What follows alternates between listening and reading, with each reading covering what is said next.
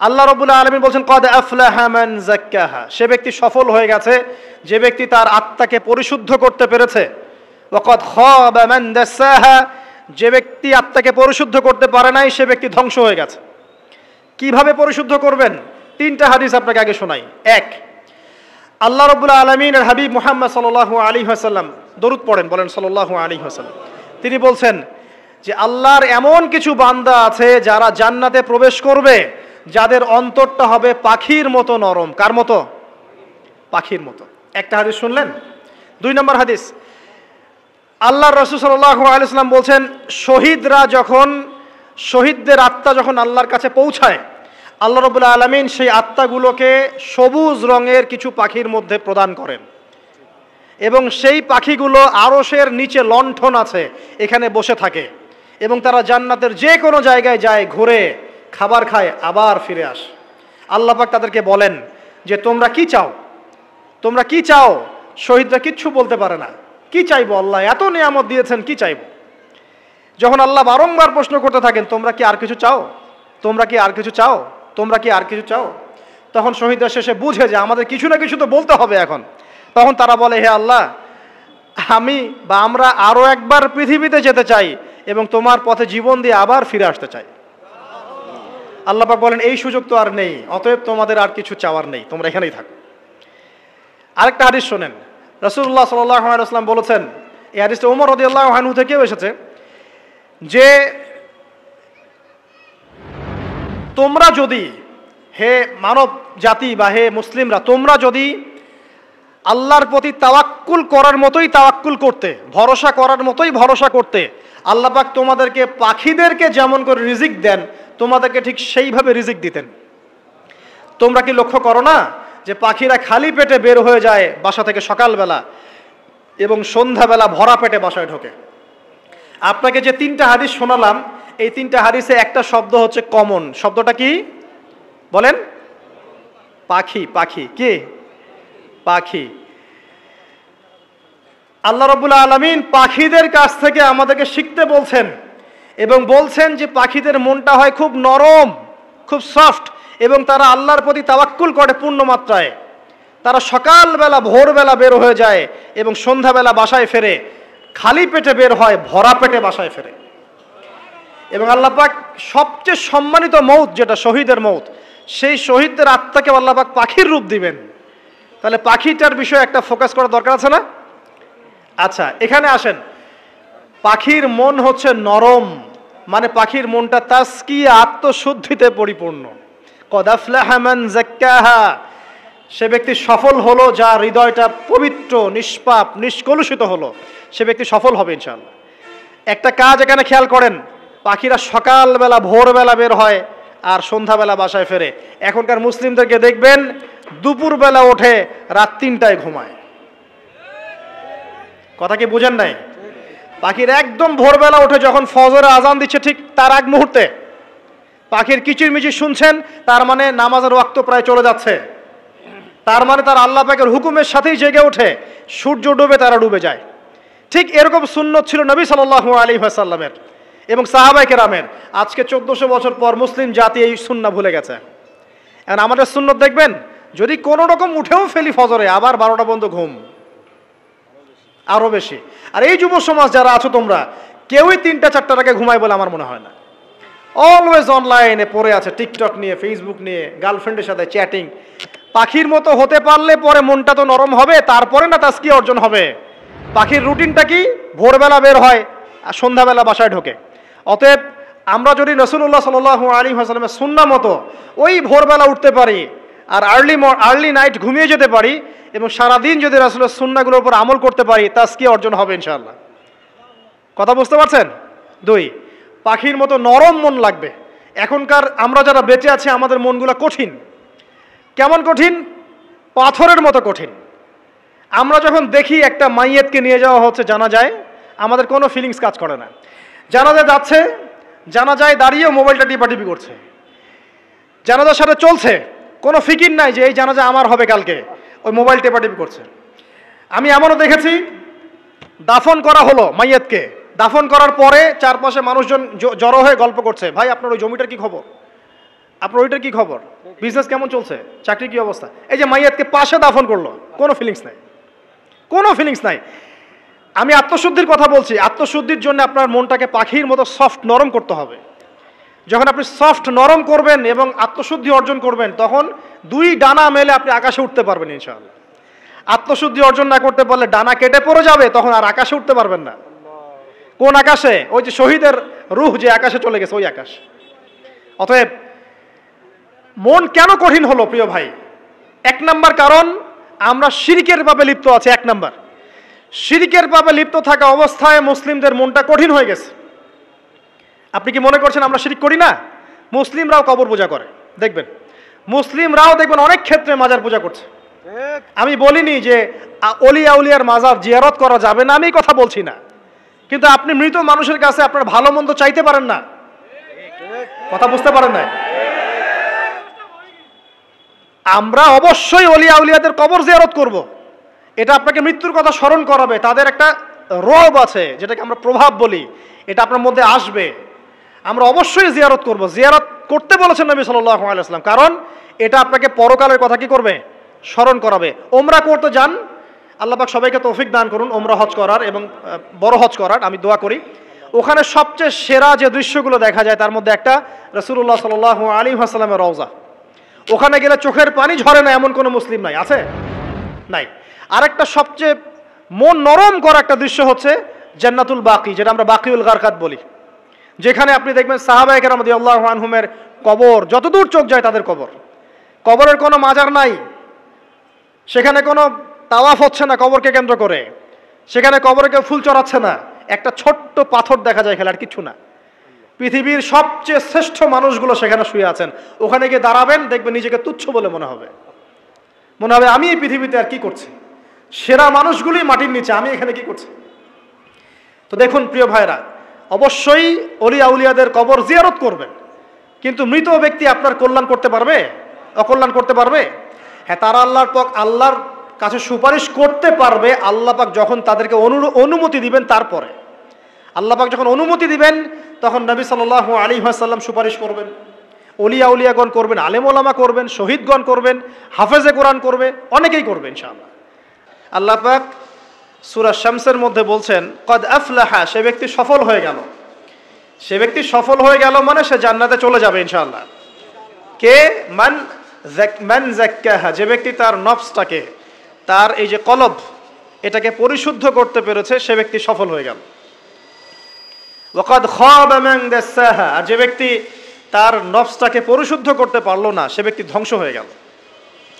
নফস কিভাবে পরিশুদ্ধ হবে, এটা আমাদের আজকের আলোচনার টপিক। তার আগে আমরা বলি, 5 ওয়াক্ত নামাজ ছাড়া নফস কখনো পরিশুদ্ধ হবে না। তো আজকে আমরা অনেক যদি আলোচনা করি, বাসায় কিছু নিয়ে যেতে না পারি, তাহলে আলোচনার কোনো লাভ নাই, কোনো ফায়দা নাই। মানুষকে দেখানো, তাকবীর দেয়া, এই যে আমাকে প্রোটোকল দিয়ে নিয়ে আসলেন, ঠিক আছে, ভালোবাসার জায়গায়, কিন্তু দিন শেষে যদি আমরা আল্লাহর সামনে আত্মসমর্পণ করতে ব্যর্থ হই, তাহলে এই মাহফিলগুলোর বরকত নষ্ট হয়ে যাবে। আমরা কি চাই যে মাহফিলের বরকত নষ্ট হয়ে যাক? আসরের জামাত আমরা আদায় করেছি, এই জামাত আমাদেরকে শৃঙ্খলা শিখিয়েছে, শেখায় নাই? একজন ইমাম লিড দিলেন নামাজে, আপনারা তাকে ফলো করলেন, তাই নয় কি? এটাই তো হচ্ছে মুসলিম উম্মার বৈশিষ্ট্য। মুসলিম উম্মাহ হবে শৃঙ্খলাবদ্ধ জাতি, যাদের প্রতিটা কাজ হবে সুশৃঙ্খল। আর আমাদের কাজগুলো কি এখন সুশৃঙ্খল? আমরা কিন্তু উশৃঙ্খল জীবনযাপন করি। দেখবেন ওই যে একটা হাদিস আছে শেষ জামানায়, যে নারী পুরুষের পোশাক পরবে, পুরুষ নারীর পোশাক পরবে। এই যে উশৃঙ্খলতা দেখেন না এখন শেষ জামানায়? আপনি দেখবেন এমন এক শ্রেণীর মেয়ে বের হয়েছে বাজারে, রাস্তাঘাটে, সমাজে, যারা কাপড় পরবে কিন্তু কাপড় পরেও নগ্ন থাকবে। এ কোনো হাদিস আমি বানিয়ে বলছি না, সবগুলো হাদিস সহিহ। এখন দলিল দিতে গেলে অনেক সময় চলে যাবে। তো উশৃঙ্খলতার যুগ, কাপড় পরে থাকাটা তাকওয়ার পোশাক, শালীনতা। আর এখনকার যুগটা চলছে কাপড় খোলার যুগ। কথা ঠিক না ঠিক বলেন?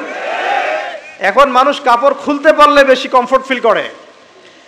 আর আপনারা জানেন না, এই মহাবিশ্বে আমাদের পিতা এবং মাতা আদম এবং হাওয়া আলাইহিমুস সালাম, তাদেরকে সর্বপ্রথম কে নগ্ন করে দিয়েছিল জানেন?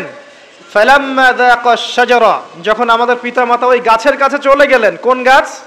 যেটা আল্লাহ পাক বলেছিলেন ফালা তাকরাবা হাযিহি শাজারা, ওই গাছের কাছে যখন তারা চলে গেলেন, তার ফল খেয়ে ফেললেন, বাদাত লাহুমা সাওআতিহিমা, তাদের এই যে পোশাকটা, এই পোশাকটা খুলে পড়ে গিয়েছিল এবং লজ্জাস্থান উন্মুক্ত হয়ে গিয়েছিল। তো সর্বপ্রথম আমাদের পিতামাতাকে নগ্ন করে দিয়েছিল কে? ইবলিস। এখন যারা মুসলিমদের গা থেকে কাপড় খুলে ফেলতে চাচ্ছে, এরা তাহলে কার অনুসারী? দলিল কি পেয়েছেন? বানিয়ে বলি নাই, সূরা আরাফ পড়েন, পেয়ে যাবেন ইনশাআল্লাহ। কোন সূরা? সূরা আরাফ। প্রথম নসিহত প্রিয় ভাইরা, এই যুগটা হচ্ছে উচ্ছৃঙ্খলতার যুগ। এই যুগে মানুষ আল্লাহ পাকের হালালকে খুব কমই পরোয়া করে। আল্লাহর হালালকে মানুষ হারাম করে নিচ্ছে, আর আল্লাহর হারামকে মানুষ হালাল করে নিচ্ছে। আল্লাহ পাকের বিশাল একটা হারাম হচ্ছে সুদ বা রিবা, আর এখন আমাদের উপর রিবা হয়ে গেছে ওয়াজিব। নাউজুবিল্লাহ। একটা দেশ নাই যেটা সুদমুক্ত, একটা জেলা পাবেন না সুদমুক্ত, একটা গ্রাম, থানা, ইউনিয়ন পাবেন না সুদমুক্ত। নবীজি এই যুগের কথাই হয়তোবা বলেছেন, যে যুগে মানুষ সুদ থেকে বেঁচে থাকতে চাইলেও সুদের ছিটা ফোঁটা গিয়ে তার গায়ে লাগবে। মনে করেন আপনি একটা কনস্ট্রাকশন করেছেন, একটা সুদি প্রতিষ্ঠান থেকে লোন নিয়েছেন, এখন আপনি ওই কনস্ট্রাকশনটা ভাড়া দিয়েছেন। সেখানে মনে করেন আমি ভাড়া নিয়েছি, আমি আপনাকে মাসে মাসে ভাড়া প্রদান করছি, আপনি সেই ভাড়ার টাকাগুলো কালেক্ট করছেন, করে সেই প্রতিষ্ঠানের লোন শোধ করছেন। প্রত্যক্ষভাবে না হলেও আমি কিন্তু পরোক্ষভাবে সুদে হেল্প করছি। আমি বুঝাতে পারছি না মনে হয়।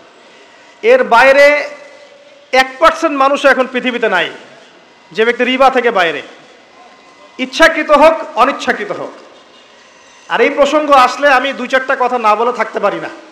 সেটা হলো, নবী সাল্লাল্লাহু আলাইহি ওয়াসাল্লাম বলেছেন, রিবার 73টা শাখা আছে পাপের, তার মধ্যে সবচেয়ে নিচু শাখা হচ্ছে নিজের মাকে বিয়ে করা। সহিহ বুখারীর একটা বর্ণনা এসেছে, যে ব্যক্তি 1 দিরহাম সুদ খায়, দিরহাম কি? রৌপ্য মুদ্রা। কোথায় আছে? জাদুঘরে। কোথায় আছে?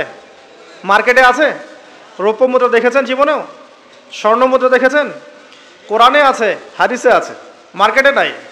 কেন মার্কেটে নাই? কারণ পশ্চিমারা স্বর্ণ এবং রৌপ্য মুদ্রাকে হারাম করে দিয়েছে। পশ্চিমারা স্বর্ণ এবং রৌপ্য মুদ্রার ডিলিংসটাকে মার্কেট থেকে উঠিয়ে দিয়েছে। এই জন্য আপনি মার্কেটে গোল্ড কয়েন এবং সিলভার দিরহাম পাবেন না। কিন্তু আল্লাহর রাসূল সাল্লাল্লাহু আলাইহি ওয়াসাল্লামের যুগে এটা ছিল। এখন অনেক মানুষ দেখবেন বেদাত নিয়ে কথা বলে একদম ফেনা বের করে ফেলছে, অর্থনৈতিক সেকশনের বেদাত চোখে পড়ে নাই। এখন বলতে পারে এটা তো দুনিয়াবি বিষয়। বাস্তবিক অর্থে এটা দুনিয়াবি বিষয় নয়, কারণ এই পেপার মানির মধ্য দিয়ে, ইলেকট্রনিক মানির মধ্য দিয়ে আপনার সম্পদকে সিজ করে চুষে খাওয়া হচ্ছে, আপনি বুঝতে পারছেন না। এখন প্রতারণা করা কি জায়েজ না জায়েজ? শোয়েব আলাইহিস সালামের নাম শুনেছেন? একটা কম ছিল মাদিয়ানে, শোয়েব আলাইহিস সালামের কম। এই কম সম্পর্কে আল্লাহ পাক যখনই কথা বলেছেন তখনই তাদের একটা দোষ উল্লেখ করেছেন। সেটা কি? সেটা হচ্ছে যে তোমরা অন্যায়ভাবে মানুষের সম্পদ আত্মসাৎ করো না। তোমরা অন্যায়ভাবে মানুষের সম্পদ আত্মসাৎ করো না। এই কাজটা করতো শোয়েব আলাইহিস সালামের কম, এবং তারা মাপে কম দিত, জনগণের অর্থ সম্পদ লুটে পুটে খেত। আল্লাহ রাব্বুল আলামিন তাদেরকে ভূমিকম্প দিয়ে ধ্বংস করে দিয়েছে। এখন এই পুরো মনিটরি সিস্টেম যেটা চলছে, এর মধ্য দিয়ে গরিব যে দেশগুলো আছে, স্বল্প উন্নত দেশ বা মধ্যম পর্যায়ের দেশ বা আরও নিম্ন পর্যায়ের অর্থনৈতিক সেকশনে, তাদের রক্তগুলো চুষে চুষে খেয়ে একটা সভ্যতা আজকে বিশাল বিশাল অট্টালিকা নির্মাণ করেছে। এই যে অন্যের রক্ত চুষে নিজে বড়লোক হওয়া, এটা কি হালাল না হারাম? এ কারণেই এই মনিটরি সিস্টেমের মধ্যে হারাম আছে। এই যুগটা সেই যুগ যেখানে মানুষ আল্লাহর হারামকে হালাল করে নিয়েছে আর হালালকে হারাম করে নিচ্ছে। রিবা একটা টাটকা হারাম, আমরা এটাকে হালাল করে ফেলেছি। এখন এই হাদিসগুলো শুনলে আমাদের গায়ের মধ্যে দাগও কাটে না, অন্তরটা কেঁপে ওঠে না, আমাদের কলবে কোনো নড়া দেয় না। নবী সাল্লাল্লাহু আলাইহি ওয়াসাল্লাম বলছেন, 1 দিরহাম যে ব্যক্তি সুদ খেয়েছে সে যেন 36 বার জেনা করেছে। কতবার? আমি হাদিসটা বানিয়ে বললাম কি বললাম না, আপনারা আলেমদেরকে জিজ্ঞাসা করবেন, বাসায় গিয়ে অবশ্যই জিজ্ঞাসা করবেন। যদি দেখেন হাদিস ঠিক আছে, সহি, তাহলে আল্লাহর ওয়াস্তে এখন যেমন তওবা করলেন আমি 5 ওয়াক্ত নামাজ ছাড়বো না, ঠিক আমার সাথে আবার তওবা করেন যে সারা জীবন সুদ খাবো না ইনশাআল্লাহ। নবী সাল্লাল্লাহু আলাইহি ওয়াসাল্লাম 4 শ্রেণীর মানুষকে অভিশাপ করেছেন। এক শ্রেণী যে সুদ খায়, 2 নাম্বার যে দেয়, 3 নাম্বার যে সাক্ষী থাকে, 4 নাম্বার যে লিখে রাখে। এখন আপনি বলেন এই পুরো মনিটারি সিস্টেমের মধ্যে এই 4 শ্রেণীর মানুষ আছে না? কোনো না কোনোভাবে আমরা এর সাথে সম্পৃক্ত নই কি? সম্পৃক্ত। অতএব আল্লাহর এই বাণীকে যদি ভয় করেন, কোন বাণী? আল্লাহ পাক বলছেন ইয়া আইয়ুহাল্লাযীনা আমানু হে মুমিনগণ ইত্তাকুল্লাহ, তোমরা আল্লাহকে ভয় করো। ওয়াযারু মা বাকিয়া মিনার রিবা ইন কুনতুম মুমিনিন, তোমরা সুদের অবশিষ্ট অংশগুলো ছেড়ে দাও যদি প্রকৃতপক্ষে তোমরা মুমিন হয়ে থাকো। ওয়া ইল্লাম তাফআলু, তোমরা যদি সুদ না ছাড়ো, আল্লাহর হুঁশিয়ারি শোনেন, যদি তোমরা সুদ না ছাড়ো, ফাযানু বিহারবিন মিনাল্লাহি ওয়া রাসূলিহি, তাহলে আল্লাহ এবং তার রাসূলের সাথে যুদ্ধের ঘোষণা শুনে রাখো। আল্লাহ এবং তার রাসূলের বিপক্ষে যুদ্ধ করে কেউ জান্নাতে যাবে? কেউ কবরের আযাব থেকে বাঁচতে পারবে? কেউ হাউজে কাউসারের পানি পাবে? আল্লাহ এবং তার রাসূলের সাথে যুদ্ধ করে কেউ টিকতে পারবে? আপনার কি তাই মনে হয়? যদি মনে হয় তাহলে দিব্যি সুদ খান, কোনো সমস্যা নেই। আর যদি মনে হয় যে আল্লাহ এবং তার রাসূলের সাথে যুদ্ধ করে আমি পার পাবো না, আল্লাহ এবং তার রাসূলের বিরুদ্ধাচরণ করে আমার কবর টিকবে না, কারণ আমি একটা কথা বারবার বলি আপনাদেরকে যে আল্লাহ ছাড়া আমাদের আপন বলতে কেউ আছে? একা এসেছেন পৃথিবীতে, একাই যেতে হবে। আপনার খ্যাতি, আপনার অর্থনৈতিক খ্যাতি, অর্থের প্রতিপত্তি, আপনার ক্ষমতার দাপট, আপনার ধর্মীয় দাপট, কোনো কিছুই, ফ্যান ফলোয়ার্স, কেউ আপনার সাথে কবরে যাবে না। মনে করেন আমি আসছি, আপনারা সবাই স্লোগান দিচ্ছেন, কথার কথা, আপনারা আমাকে ভালোবাসেন, বা একজন পলিটিশিয়ান আসছে, আপনারা সবাই স্লোগান দিচ্ছেন, ভালোবাসেন তাকে। দিন শেষে ওই পলিটিশিয়ান একাই কবরে যাবে, দিন শেষে আপনিও একাই কবরে যাবেন, আমিও একাই কবরে যাব। আলটিমেটলি কি হলো? দুনিয়া এবং আখেরাতে আল্লাহ ছাড়া প্রকৃত বন্ধু আমাদের কেউ নাই, প্রকৃত মওলা কেউ নাই। সেই আল্লাহ এবং তার রাসূলের বিরুদ্ধাচরণ করে কেউ তার সাথে যুদ্ধ করে কবরে পার পাবে, এমনটা ভাবা বোকামি নয় কি? আল্লাহ পাক আমাদেরকে বোঝার তৌফিক দান করুন। এটা সেই যুগ যে যুগে মানুষ আল্লাহর হারামগুলোকে হালাল করে নিচ্ছে। মাদকদ্রব্য হালাল না হারাম? এখন দেখবেন মেজরিটি সংখ্যক মানুষ মাদকদ্রব্যের সাথে সংশ্লিষ্ট হয়ে গেছে। স্পেশালি বর্ডার এলাকা যেগুলো আছে বাংলাদেশের, সেই বর্ডার এলাকাগুলোতে দিব্যি রমরমা ব্যবসা চলছে, মাদকের দিব্যি ব্যবসা চলছে। এবং যারা মাদক খাচ্ছে এরা মুসলিম, তারা হয়তো এই হাদিস জানে না। আল্লাহ পাক ওদের কানের মধ্যে আমার এই হাদিসটা যেন পৌঁছে দেন, আমিন। নবী সাল্লাল্লাহু আলাইহি ওয়াসাল্লাম বলেছেন, আমি মেরাজের রাতে যখন গিয়েছি তখন এক শ্রেণীর মানুষকে দেখেছি, ওদেরকে শাস্তি দেয়া হচ্ছে। কি শাস্তি? জাহান্নামীদের রক্ত এবং পুজ ওদেরকে খেতে দেয়া হচ্ছে। জিবরাইল আলাইহিস সালামকে জিজ্ঞাসা করা হলো যে এরা কারা? তিনি বললেন, এরা আপনার উম্মতের সেই সব ব্যক্তি যারা মাদকদ্রব্য সেবন করত। আল্লাহ রাব্বুল আলামিন তার হাবিবের মাধ্যমে জানিয়েছেন, যখন কোনো মুসলিম মাদক সেবন করে বা কোনো ব্যক্তি মাদক সেবন করে, তখন 40 দিন তার নামাজ কবুল হয় না। এরপর যদি সে তওবা করে তাহলে আল্লাহ পাক তার তওবা কবুল করবেন ইনশাআল্লাহ। যদি সে আবারও মাদক খায় তওবা করার পর, আবার 40 দিন তার নামাজ কবুল হবে না। যদি সে আবার তওবা করে, আল্লাহ পাক আবার তাকে মাফ করে দিবেন। যদি সে আবারও মাদক খায়, আবার 40 দিন তার নামাজ কবুল হবে না। তারপর যদি আবার তওবা করে, আবার আল্লাহ তাকে মাফ করে দিবেন। এরপরেও যদি সে আবার মাদকদ্রব্য সেবন করে, নবী সাল্লাল্লাহু আলাইহি ওয়াসাল্লাম বলছেন, তাকে আল্লাহ রাব্বুল আলামিন পরকালে মৃত্যুর পরে তিনাতুল খাবাল পান করাবেন। তিনাতুল খাবাল। জিজ্ঞাসা করা হল, ইয়া রাসূলুল্লাহ, তিনাতুল খাবাল কি জিনিস? নবী সাল্লাল্লাহু আলাইহি ওয়াসাল্লাম উত্তর দিচ্ছেন, এটা হচ্ছে জাহান্নামীদের রক্ত, মাংস, এগুলো পুড়ে পচে যে রসটা বের হবে, এটা হচ্ছে তিনাতুল খাবাল। এই যে দুনিয়াতে যারা ওয়াইন খাচ্ছে, শ্যাম্পেইন, ওয়াইন, বিয়ার, তারপরে যে কি ভোদকা, হ্যাঁ, গাঁজা, হেরোইন, ফেন্সিডিল, ইয়াবা, একটা বিষয় শোনেন, কি কারণে আপনি সেখানে যাচ্ছেন? হতাশা, অথবা সঙ্গদোষ, অথবা পারিবারিক চাপ, অথবা যে গার্লফ্রেন্ড ছেড়ে চলে গেছে, এই তো বিষয়গুলো। কি কারণে মানুষ মাদকের কাছে যায়, কেন যায়, কারণটা কি? আমরা যখন ফিলোসফি পড়তাম তখন একটা তত্ত্ব পড়ানো হয়েছে আমাদেরকে। তত্ত্বটার নাম হচ্ছে কার্যকারণ তত্ত্ব। মানে প্রত্যেকটা কাজের পিছনে একটা কারণ থাকে, ঠিক আছে? এই যে মুসলিমরা নামাজ পড়ে কেন? আল্লাহর জন্য। মুসলিমরা যাকাত দিবে কেন? আল্লাহকে সন্তুষ্ট করার জন্য। মুসলিমরা প্রতিটা কাজ কেন করে? পরকালের স্বার্থে। পরকালের স্বার্থ নাই, আমি নাই। যে কাজে পরকালের স্বার্থ নাই সে কাজে মুসলিমরা নাই। তাই প্রতিটা কাজের পিছনে একটা কারণ থাকে। দেখবেন কেন সে সুদ খাচ্ছে? তার পরিবারের স্বার্থে। কেন সে ঘুষ নিল? তার ছেলে মেয়ের উন্নয়নের জন্যে। কেন সে দুর্নীতি করছে? বিকজ সম্পত্তি অর্জন করে সে তার ভবিষ্যৎ প্রজন্মকে সিকিউর করতে চায়। কেন সে মাদক খেলো? ওই যে গার্লফ্রেন্ড ছেড়ে চলে গেছে তাই। কেন মাদক খেলো? ওই যে এক বন্ধু মাদক খায়, সে ডাকছে, আয় একটা টান দে, সঙ্গদোষ। কেন সে মাদক খেলো? পরিবারের চাপ, হতাশা। কেন মাদক খাচ্ছে? চাকরি পায় না, বেকার, মাদক খাচ্ছে। মানে মেন্টাল চাপগুলো নিতে পারছে না, সে মাদক খাচ্ছে। সবচেয়ে বেশি মানসিক চাপ কাদের উপর আসে জানেন? 1 নম্বর নবীগণের উপরে, 2 নম্বর আল্লাহর সৎ বান্দাদের উপরে, তারপর যার ঈমান যত উঁচু তার উপর মানসিক চাপ তত বেশি আসে। এখন যদি মানসিক চাপের সলিউশন মাদকই হবে, তাহলে তো আমাদেরই মাদক খাওয়া দরকার ছিল, নাউজুবিল্লাহ। কারণ আমরা যে পরিমাণ মানসিক চাপ ফেস করি তা চিন্তাই করতে পারবেন না। যে যত বড় দায়িত্বশীল, যারা পলিটিশিয়ান, ওদেরকে জিজ্ঞাসা করবে তারা কি পরিমাণ মানসিক চাপ নিয়ে ঘোরে। আপনার কাছে মনে হচ্ছে যে একটা ক্ষমতা পেয়েছেন, খুব মানে উনি অনেক বড় ক্ষমতাধর, উনি অনেক ভালো আছেন, উনি মোটেই ভালো নাই। ওনাকে জিজ্ঞাসা করেন, উনি মোটেই ভালো নাই। এই মানুষের যে পেরেশানি, যে চাপ, এগুলো নিতে নিতে তার স্ট্রোক হয়ে যাচ্ছে, হার্ট স্ট্রোক হচ্ছে, ডায়াবেটিস হচ্ছে, হাই ব্লাড প্রেশার, ইসিজি করো, দেখবেন। এ কারণে মানসিক চাপটা রিলিজ করতে হবে, তাই তো? এই মানসিক চাপ রিলিজ করতে গেলে মাদকই সলিউশন নয়। সলিউশনটা কি? এই যে আমার হাতে এখানে আছে একটা কোরআন। মানসিক চাপ থেকে আপনাকে মুক্তি দিবে আল কোরআনুল কারীম, আর কিচ্ছু না। আরেকটা বিষয় কোরআনের সাথে, সেটা হলো প্রথমে বলেছি 5 ওয়াক্ত নামাজ।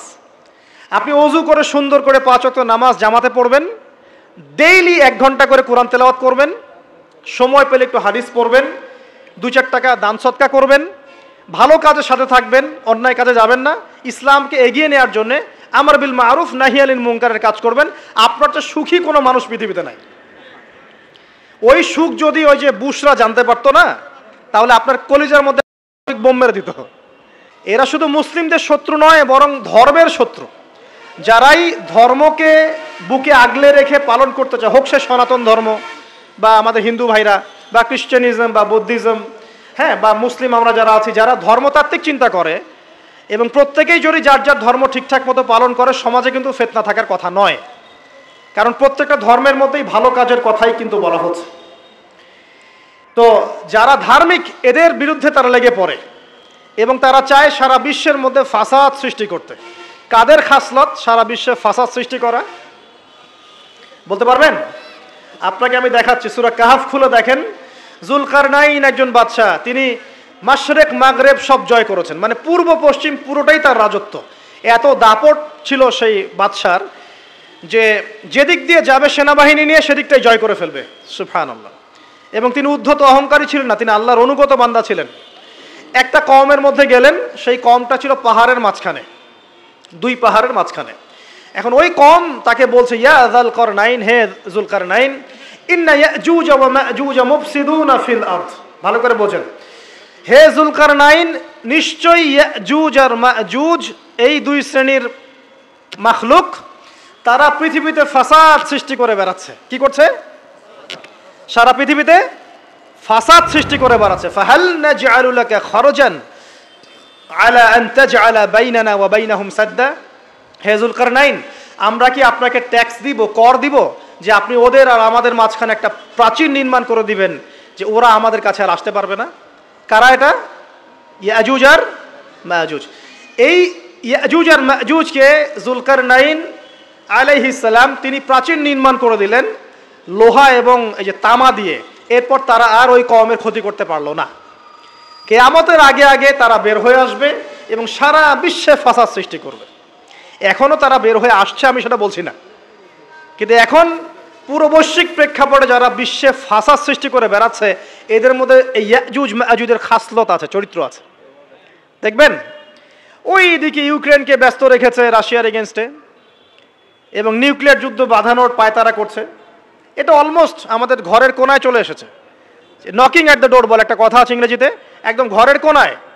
যে কোনো মুহূর্তেই দেখবেন ওয়ার্ল্ডে একটা ম্যাসাকার সৃষ্টি হয়ে গেছে আর কি।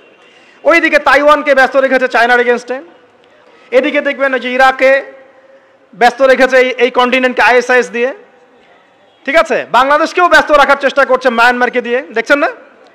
তো পুরো বিশ্ব জুড়ে এদের এজেন্ডা হচ্ছে এই, সারা বিশ্বে আমরা ফাসাদ সৃষ্টি করে মানব জাতিকে কমিয়ে ফেলবো, মুসলিমদেরকে ধ্বংস করব, মুসলিম যুবকদেরকে দেখাবো, ওদেরকে মাদক খাওয়াবো, ওদের মধ্যে জেনা, অশ্লীলতা, পরকীয়া ছড়িয়ে দিব, হ্যাঁ, এবং মহামারী ছড়িয়ে দিব, দিয়ে মুসলিম জনসমষ্টিকে কমিয়ে নিয়ে আপোষে ক্রন্দলে লাগিয়ে দিয়ে আস্তে আস্তে আমরা বিশ্বে শাসন করতে হবে, এদেরকে ডমিনেট করে দিই। এবং এই এজেন্ডা বাস্তবায়নের দিকে তারা এগিয়ে যাচ্ছে সুকৌশলে। আর আমরা কি করছি ভাই? আমরা শুধু কাজ যতটুকু না করছি তার চেয়ে বেশি আমরা আইওয়াসা শোডাউন করছি। দেখেন, বেশিরভাগ মানুষ আমাদের নামাজের খবর নাই, বেশিরভাগ মানুষ তাজকিয়া আত্মশুদ্ধির খবর নাই, ভালো আলেমের কাছে এসে পড়ে থাকবে কোনো খবর নাই, কোরআন পড়া শিখবে এসবের খবর নাই।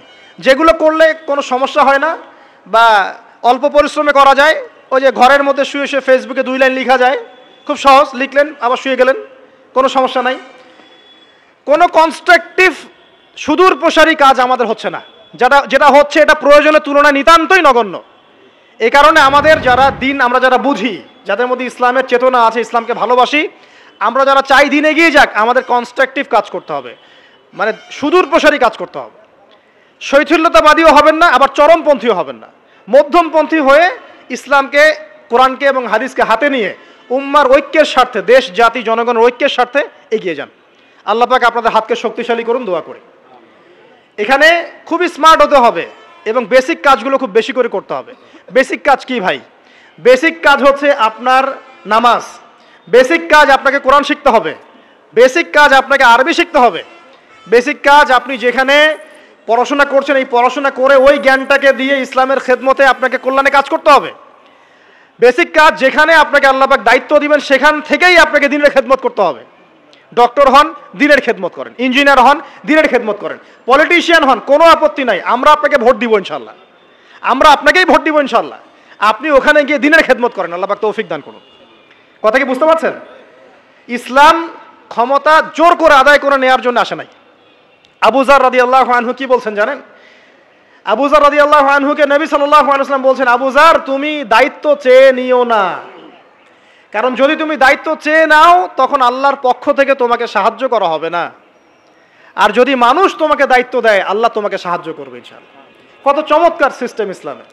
আর এখন আমরা কি করি? আমাকে দেন, ও ভালো না আমি ভালো, ওরা সব খারাপ আমি ভালো। বুঝতে পারছেন না কিয়ামতের মাঠে কি কঠিন হিসাবটা দিতে হবে। আল্লাহ পাক আপনাদেরকে বোঝার তৌফিক দান করুন। এগুলো কল্যাণকর নয়, আপনার জন্য অকল্যাণ হতে পারে। তবে হ্যাঁ, যদি আপনার মধ্যে ঈমান থাকে, আপনার মধ্যে যোগ্যতা থাকে, অবশ্যই আপনি দায়িত্ব চেয়ে নেবেন এবং ইনশাআল্লাহ তখন আমরা আপনাকে দায়িত্ব দিব, আমরা আপনাকে ভোট দিব, আপনি জনগণের শাসন কার্য পরিচালনা করবেন, আল্লাহ আপনার হাতকে শক্তিশালী করবেন ইনশাআল্লাহ। আল্লাহ পাক আমাদের নিচু থেকে উঁচু মহলের সবাইকে হেদায়েত দান করুন, দোয়া করি আমি। ইসলাম কারো শত্রু নয়। মুসলিমের রক্ত ঝরানোর জন্যে, কল্লা কাটার জন্য আমরা কিন্তু পৃথিবীতে আসি নাই। আমরা আমাদের আসল শত্রুদেরকে চিনতে ভুল করেছি, এই কারণে আমরা আপোষে হানাহানি কাটাকাটির মধ্যে লিপ্ত আছি। এই যে সামনে যে কি হবে আল্লাহ ভালো জানেন, দেখবেন কত মানুষ যে মুসলিম মারামারি করে মারা যাবে আল্লাহ ভালো জানেন। এগুলো কাম্য নয়, আল্লাহ পাক আমাদেরকে বোঝার তৌফিক দান করুন। দেখুন ভাই, এই যুগের কথা বলতে গিয়ে এখানে আসলাম। ওই যে জুলকারনাইন যে ইয়াজুজ মাজুজের কথা বললো, এখনকার বিশ্ব যারা পরিচালনা করে দেখবেন তাদের মধ্যে ওই ফাসাদ সৃষ্টি করাটাই খাসলতটা থেকেই গেছে। সারা বিশ্বেরা ফাসাদ সৃষ্টি করছে। আমি কিন্তু বলিনি এরাই ইয়াজুজ মাজুজ, কথাকে আবার অন্যদিকে নিয়ে যায় না, আমি কিন্তু এই কথা বলি নাই। আমি বলছি তাদের মধ্যে এই চরিত্র দেখা যায়। এই যুগ সেই যুগ যখন আপনি মাদককে হালাল করে নিচ্ছেন, রিবাকে হালাল করে নিচ্ছেন, বেহায়াপনাকে হালাল করে নিচ্ছেন, কাপড় খোলাকে হালাল করে নিচ্ছেন। আপনি মুসলিম হয়েও দেখবেন শিরকে লিপ্ত আছেন, সুন্নতে লেবাস আছে কিন্তু আকীদার মধ্যে বেদাত থেকে গেছে।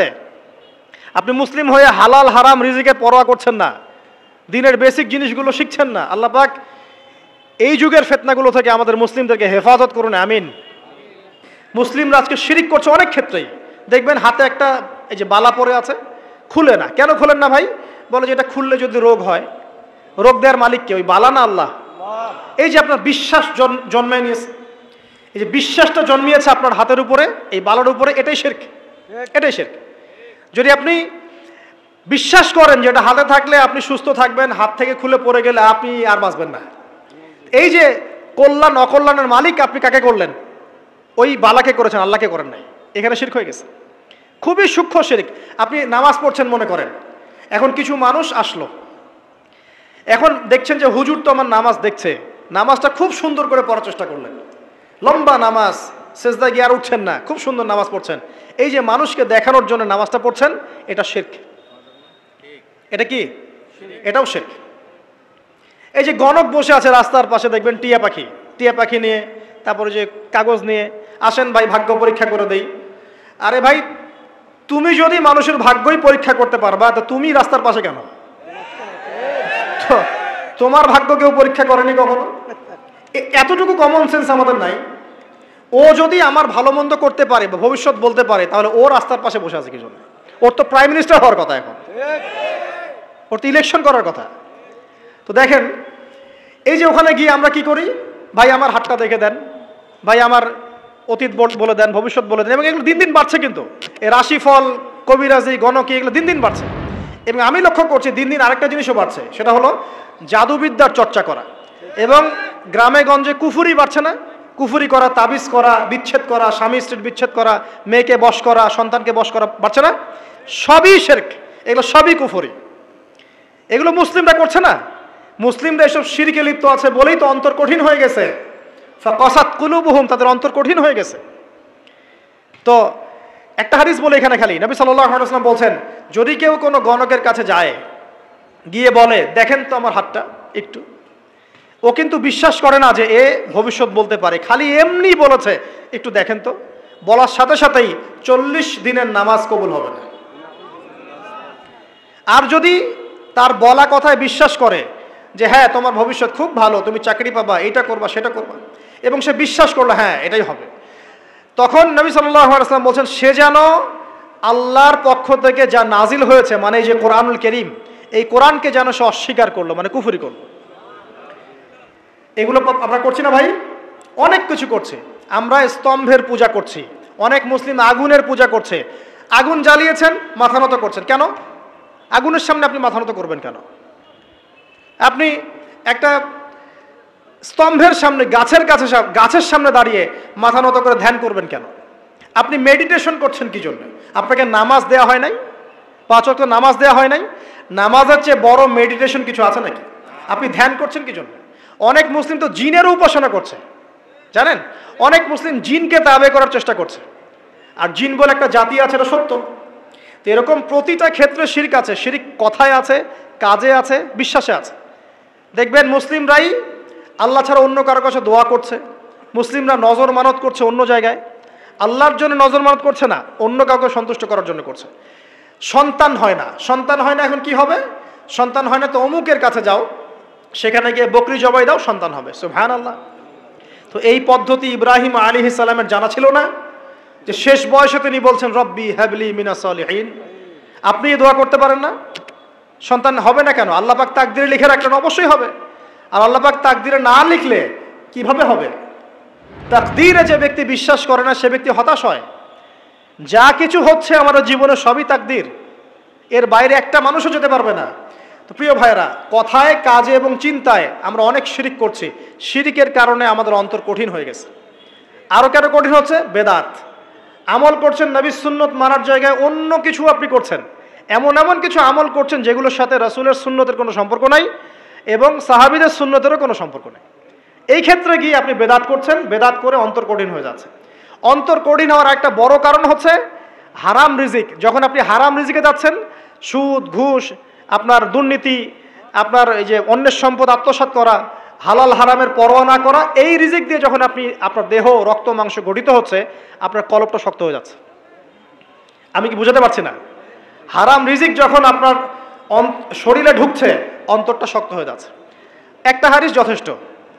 আল্লাহ রসুল বলেছেন ইন্নাল্লাহা তাইয়্যিব লা ইউকবালু ইল্লা তাইয়্যিব। আল্লাহ পাক পবিত্র সত্তা, তিনি পবিত্র ছাড়া কবুল করেন না।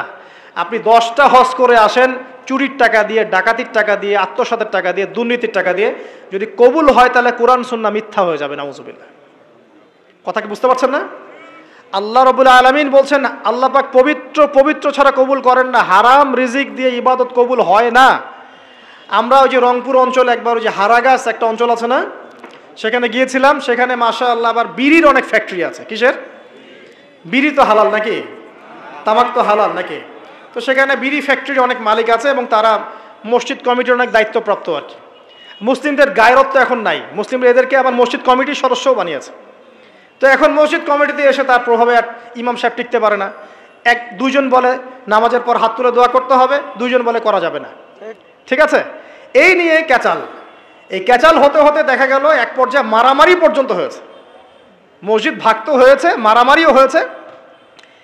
তো সেখানে আমাকে দাওয়াত করেছিল যে ওয়াজ করার জন্য, তো দোয়া করার কথা বলছে। তাই আমি বললাম যে দোয়া করে লাভ কি, দোয়া করলেই বাকি, না করলেই বাকি, রিজিকটাই তো হারাম। আপনি তো তামাকের টাকা খাচ্ছেন, তামাক, আপনি মাদকের টাকা খাচ্ছেন, এটাকে হালাল না হারাম? তো হারাম টাকা দিয়ে হাত তুলে দোয়া করলেই কি না করলেই কি, দোয়া তো উঠছে না উপরে। আগে হারাম রিজিক ছাড়েন, তারপর দোয়া করুন। তো রিজিক হারাম হওয়ার কারণে আমাদের কি হচ্ছে, অন্তরটা কি হচ্ছে ভাই, কঠিন হচ্ছে। ওই পাখির মতো আর মুক্ত আকাশে উঠতে পারবেন না। তারপরে সামনে যান, আরো কেন কঠিন হয়, বস্তুবাদিতা, দুনিয়া, সারাদিন দুনিয়ার ফিকির, দুনিয়ার চিন্তা, খাবো কি, পরবো কি, ব্যাংক ব্যালেন্স, টাকা পয়সা, স্ট্যাটাস, সারাটা দিন দুনিয়ার দুনিয়া, ঘুম থেকে ওটা থেকে নিয়ে শুরু করে ঘুমানো পর্যন্ত খালি দুনিয়া। যারা দুনিয়ার নেশায় মত্ত হয়ে আছে, এদের অন্তরটা কঠিন হয়ে যায়, এই অন্তরটা পাখির মতো হতে পারবে না। ঠিক আছে কথা? যারা দুনিয়ার নেশায় মত্ত হয়ে আছেন, এই অন্তরটা কঠিন হয়ে যাবে, পাখির মতো হতে পারবে না। তারপর কি, আরো সামনে যান, দিনই জ্ঞান চর্চা না করা অন্তর কঠিন হওয়ার কারণ। আর কি কারণ, পাপ করা, পাপ। যত বেশি আপনি পাপ করবেন, যত বেশি পড়বেন, যত বেশি মাদক খাবেন, যত বেশি জুয়া খেলবেন, যত বেশি অহেতুক সময় নষ্ট করবেন, যত বেশি আপনি অন্যের ক্ষতি করবেন, ঠিক আছে, নিরপরাধ মানুষের উপর নির্যাতন করবেন, যত বেশি আপনি পাপ করবেন, পাপ, এই পাপ করতে করতে করতে মানুষের অন্তর কঠিন হয়ে যায়। ইবনুল কাইয়্যিম রাহিমাহুল্লাহ বলেছেন যে পাপ করতে থাকলে মানুষের অন্তর কঠিন হয়ে যেতে থাকে, এবং ইস্তেগফার আর জিকির করলে গিয়ে মানুষের অন্তর আবার নরম হতে থাকে। পাপের উপর পাপ করতে থাকলে মানুষের অন্তর কঠিন হতে থাকে। এ বিষয়ে রাসূলুল্লাহ সাল্লাল্লাহু আলাইহি ওয়াসাল্লাম বলেছেন, যখন মানুষ একটা পাপ করে কলবের মধ্যে একটা কালো দাগ পড়ে যায়, যখন আরো একটা পাপ করে আরেকটা কালো দাগ পড়ে যায়, এভাবে যখন পাপ করতেই থাকে তখন পুরো কলবটাই কালিমা পূর্ণ হয়ে যায়। এই অবস্থায় যদি সে তওবা করে, আল্লাহ পাক মাফ করে দিবেন।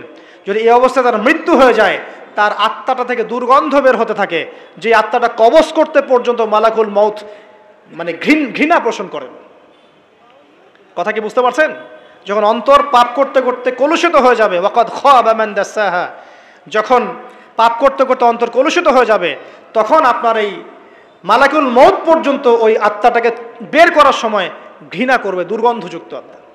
আল্লাহ পাক আমাদেরকে পাপ থেকে বাঁচিয়ে রাখুন, আমিন। এরকম কিছু কাজ আছে, বস্তুবাদিতা, শিরক, বেদাত, হারাম রিজিক, সারাদিন দুনিয়ার ফিকির নিয়ে থাকা, ঠিক আছে, অন্যের ক্ষতি করা, পাপ কন্টিনিউয়াসলি করতে থাকা, এবং দিন ছেড়ে দেওয়া, দিনের এলেম ছেড়ে দেওয়া, আল্লাহ পাকের আনুগত্য ছেড়ে দেওয়া, এই কাজগুলো করতে থাকলে মানুষের অন্তর কি হয়, কঠিন হয়ে যায়। এখন সলিউশন কি বলেন? 5 মিনিটে আমি সলিউশন বলছি, কেমন করে আপনি এটাকে নরম করবেন আর পরিশুদ্ধতা অর্জন করবেন এবং ওই পাখির মতো মুক্ত আকাশে উড়বেন। কিভাবে বলবো? 1 নাম্বার, অবশ্যই শিরক ত্যাগ করতে হবে। কি করতে হবে? শিরক ত্যাগ করতে হবে, আল্লাহ পাকের তাওহীদের উপর থাকতে হবে। আল্লাহ পাক তৌফিক দান করুন। লং কিছু বলার সময় নাই আমার হাতে, একটা বই বলছি, কিতাবুত তাওহীদ। কি নাম? কিতাবুত তাওহীদ। এই বইটা অনেক ভার্সন বাজারে বের হয়েছে, কিনে দেখবেন শিরক কত প্রকার, কি কি, তাওহীদ কাকে বলে, কত প্রকার, কি কি। যেটা বুঝবেন না, মাদ্রাসায় চলে যাবেন, আলেম ওলামার কাছে গিয়ে জিজ্ঞাসা করবেন, হুজুর এটা বুঝি নাই। ঠিক আছে? 1 নাম্বার, শিরক ত্যাগ করতে হবে। 2 নাম্বার, আপনাকে তাওহীদে থাকতে হবে, এটা 1, অন্তর নরম করার কথা বলছি। 2 নাম্বার, সুন্নতের উপর আমল করতে হবে। ওই যে পাখির কথা বললাম, যে সকালবেলা বের হয় আর সন্ধ্যাবেলা কি করে, বাসায় ফেরে, খালি পেটে বের হয়, ভরা পেটে বাসায় ফেরে। তার মানে আমাদেরকেও সকাল সন্ধ্যাটা কাটাতে হবে নবী সাল্লাল্লাহু আলাইহি ওয়াসাল্লামের সুন্নত অনুযায়ী।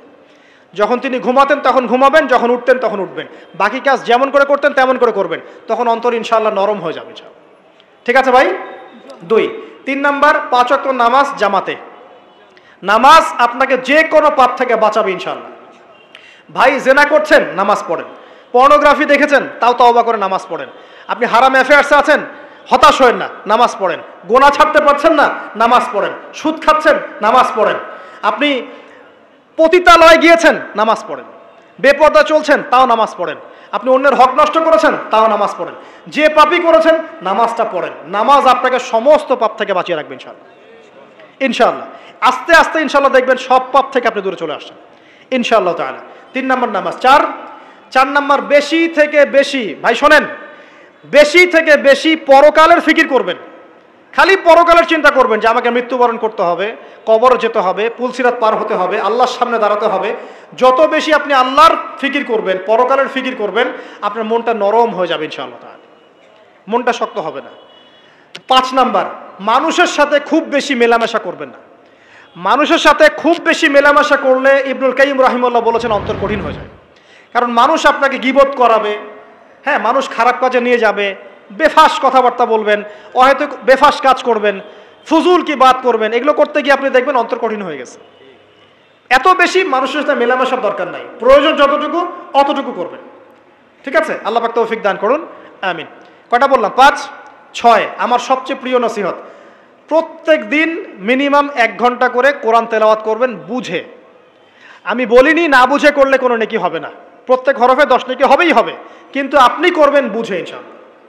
যখন বুঝে আপনি প্রত্যেক দিন 1 পারা করে বা 1 ঘন্টা করে কোরআন তেলাওয়াত করবেন, আপনার কলিজা, আপনার কলব নরম হতে বাধ্য, এবং আপনার অন্তরে আল্লাহ নূর নেমে আসবে ইনশাআল্লাহ। দেখবেন আপনার কলব থেকে সমস্ত এই যে পঙ্কিলতা, কলুষতা ইনশাআল্লাহ চলে যাবে ইনশাআল্লাহ তাআলা।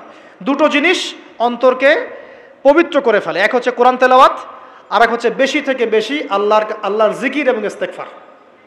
তো কোরআন তেলাওয়াত বাড়িয়ে দেন, আল্লাহ পাক সবাইকে কোরআন তেলাওয়াত করার তৌফিক দান করুন, আমিন। যারা শেখেন নাই আজকে ওয়াদা করেন যে কোরআন আপনারা বিশুদ্ধ করে পড়া শিখবেন, ওয়াদা করেন। আগামী রমজান আসার আগেই 1 খতম দেওয়া চাই, পারবেন? এবং কোরআনের চর্চা বাড়িয়ে দিবেন, প্রত্যেক দিন কিছু করেন না করেন কোরআন তেলাওয়াত করতে হবে, ঠিক আছে? আল্লাহ পাক তৌফিক এনায়েত করুন, আমিন। আর বুঝে পড়ার চেষ্টা করবেন। একটা সহজ তাফসির বলে দিই, মারিফুল কোরআন বাসায় আছে না? মারিফুল কোরআন, তাফসির ইবনে কাসির বাসায় নাই, জালালাইন বাসায় নাই, বাসায় নাই কিনেন, সারাদিন তো অনেক টাকা পয়সা খরচ করছেন, 3টা তাফসির কিনেন, জালালাইন কিনেন, মারিফুল কোরআন কিনেন, ইবনে কাসির কিনেন, বাসায় গিয়ে পড়া শুরু করেন। পারবেন না?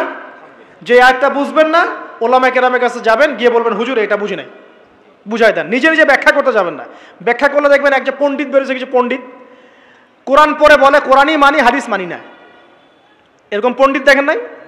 কোরআনই মানি হাদিস আর মানি না, কারণ আল্লাহ নাকি নাউজুবিল্লাহ কোরআনে নাকি আল্লাহ পাক হাদিস মানতে বলে নাই, ও নাকি পায় নাই। এই জন্য দেখলাম সুবহানাল্লাহ, নামাজ পড়তেছে, কোরআন থেকে নামাজ পড়তেছে, হাদিসের কোনো হেদায়েত নিবে না। মানে কিরকম যে হাত আবার ঠিকই বাঁধতেছে, হাত বাঁধতেছে, রুকু করতেছে, সেজদা করতেছে, এগুলো আবার কোথায় পাইলো আল্লাহ ভালো জানেন। হাত এভাবে বাঁধতেছে, এভাবে হাতটা বাঁধা কোরআনে কোথায় আছে আমি পাইলাম না কোথাও, ঠিক আছে? তা হাদিস ছাড়া কি এগুলো আসবে? হাত বাঁধবো, সেজদায় গিয়ে সুবহান রাব্বিয়াল আ'লা বলছে না, বলছে আসলামতু লিরাব্বিল আলামিন, এটা কোরআন থেকে বলছে। অথচ নবী সাল্লাল্লাহু আলাইহি ওয়াসাল্লাম হাদিস থেকে বলছেন সুবহান রাব্বিয়াল আ'লা, সুবহুন কুদ্দুসুন রব্বুল মালাইকাতি ওয়ার রূহ, সুবহানাকা আল্লাহুম্মা রাব্বানা ওয়া বিহামদিকা আল্লাহুম্মা ইগফিরলি। এইগুলো নাই, ও বলছে আসলামতু লিরাব্বিল আলামিন, মানে কোরআন মানি হাদিস মানি না। এত বেশি পণ্ডিত হওয়ার দরকার নাই, এরা হচ্ছে ইচড়া পাকা টাইপের পণ্ডিত। ওমর রাদিয়াল্লাহু আনহুর যুগে বেঁচে থাকলে এদেরকে পিটাই সোজা করে ফেলাইতে এখন, ফাইজলামি শুরু করছে, কোরআন মানি হাদিস মানি না। আল্লাহ পাক কোরআনে বলছেন ওয়ামা আতাকুমুর রাসূলু ফাখুযু, রাসূল যা দিয়েছেন তা গ্রহণ করো, ওয়ামা নাহাকুম আনহু ফান্তাহু, রাসূল যা নিষেধ করছেন দূরে থাকো। রাসূল যা দেন সেটা হাদিস না, রাসূল যা দেন সেটা সুন্নাহ না, সুন্নাহ তো সে মানেই না, আলটিমেটলি সে কোরআনই মানে না। তো আসল কথা হচ্ছে এইসব ফিতনা থেকে বেঁচে থাকবেন, কোরআন তেলাওয়াত বাড়িয়ে দেন। কয়টা বলছি? 5টা 6টা। 7 নাম্বার, বেশি থেকে বেশি ইস্তেগফার সারাদিন পড়বেন, আস্তাগফিরুল্লাহ ওয়া আতুবু ইলাইহি, আস্তাগফিরুল্লাহ ওয়া আতুবু ইলাইহি, আস্তাগফিরুল্লাহাল্লাযী লা ইলাহা ইল্লা হুয়াল হাইয়ুল কাইয়্যুম ওয়া আতুবু ইলাইহি। প্রত্যেকদিন পড়তে হবে 100 বার করে। কতবার করে? 100 বার। 8 নাম্বার, বেশি বেশি আল্লাহর জিকির, চলতে ফিরতে জিকির, সুবহানাল্লাহ, আলহামদুলিল্লাহ, লা ইলাহা ইল্লাল্লাহ, আল্লাহু আকবার, লা হাওলা ওয়ালা কুওয়াতা ইল্লা বিল্লাহ, বলবেন হাসবুনাল্লাহু ওয়া নি'মাল ওয়াকিল, ঠিক আছে? সুবহানাকা আল্লাহুম্মা রাব্বানা ওয়া বিহামদিকা আল্লাহুম্মা ইগফিরলি, সুবহানাল্লাহি ওয়া বিহামদিহি আদাদা খালকিহি ওয়া রিদা নাফসিহি ওয়া জিনাতা আরশিহি ওয়া মিদাদা কালিমাতিহি। যত জিকির আছে সব করবেন, জিকির বাড়াবেন, যত জিকির বাড়াবেন অন্তর পরিশুদ্ধ হবে ইনশাআল্লাহু আযজা ওয়া জাল। কয়টা বলছে? 8।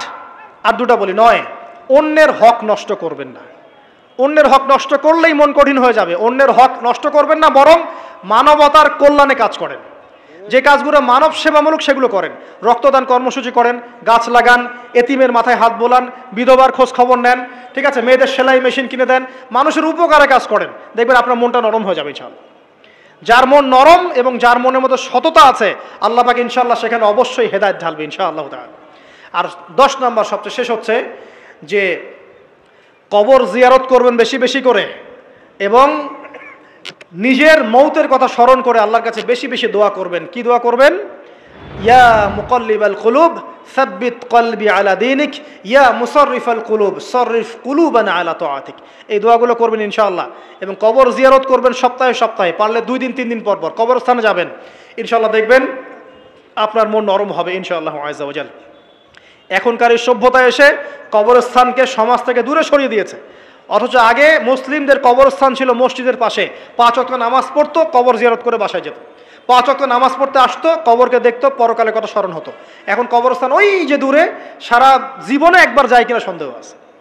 এই 10টা কাজ যদি আপনারা করতে পারেন ইনশাআল্লাহ তাআলা, আমাদের কলবটা ইনশাআল্লাহ নরম হবে, আত্মশুদ্ধি অর্জিত হবে। আর এগুলোর পাশাপাশি অবশ্যই আল্লাহওয়ালা আত্মশুদ্ধিওয়ালা মানুষের সোহবতে গিয়ে থাকবেন। আল্লাহওয়ালা আত্মশুদ্ধিওয়ালা মানুষের সোহবতে গিয়ে থাকলে তাদেরকে দেখেই দেখবেন মনটা নরম হয়ে যাবে ইনশাআল্লাহ। ইলমি পরিবেশে থাকেন, দিনী পরিবেশে থাকেন, আমর বিল মারুফ নাহি আনিল মুনকারের কাজ করেন, 3 দিন 7 দিন 40 দিন যতদিন পারেন আল্লাহর পথে সময় লাগান, সময় লাগান। আমি এটাকে আপনার আত্মশুদ্ধির জন্য বলছি, এটাই একমাত্র পথ পদ্ধতি আত্মশুদ্ধির, এটা বলছি না। এখানে গেলে আপনি ইনশাআল্লাহ আপনার ইসলাহ এবং সংশোধনের জন্য কাজ করতে পারবেন। আল্লাহ রাব্বুল আলামিন আমাদের সবার কলবগুলোকে পরিচ্ছন্ন করুন। আল্লাহ পাক আমাদের সবাইকে শিরকের পাপ থেকে বাঁচিয়ে রাখুন, হৃদয় কঠিন হওয়া থেকে বাঁচিয়ে রাখুন। আল্লাহ পাক আমাদেরকে বেশি থেকে বেশি কোরআন তেলাওয়াত করার তৌফিক দান করুন, দ্বীনি জ্ঞান চর্চা করার তৌফিক দান করুন। আল্লাহ পাক আমাদের সবাইকে হারাম রিজিক, জেনা, সুদ, ঘুষ থেকে বাঁচিয়ে রাখুন। আল্লাহ পাক আমাদেরকে পরকালীন চেতনায় এই দুনিয়ার জীবন কাটানোর তৌফিক এনায়েত করুন, আমিন। আমরা আজকে এই যে পাখিদের মতো অন্তর নিয়ে কথা বললাম, আমরা যদি এই আমলগুলোর মধ্য দিয়ে অন্তরটাকে পবিত্র করতে পারি, ইনশাআল্লাহ ওই শহীদদের যে নরম পাখির অন্তর, সেটা আমরা লাভ করতে পারবো ইনশাআল্লাহ। এবং আরশের নিচে আল্লাহ রাব্বুল আলামিন আমাদেরকে ছায়া দিবেন ইনশাআল্লাহ তাআলা। আল্লাহ পাক আমাদের সবাইকে পাখি থেকে শিক্ষা নেওয়ার তৌফিক দান করুন, পাখির মতো মুক্ত আকাশে ডানা মেলার তৌফিক আল্লাহ পাক দান করুন, আমিন।